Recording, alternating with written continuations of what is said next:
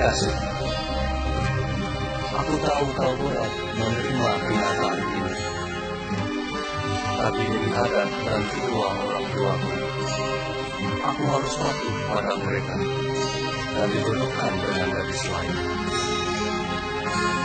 Walau kita tahu, sekarang bukan zaman Siti Nurbaya, tapi aku tak mau dikatakan anak yang tidak berbakti. Percayalah, aku mencintaimu. Aku relakan melepas dirimu, walau aku harus kehilanganmu. Aku gadis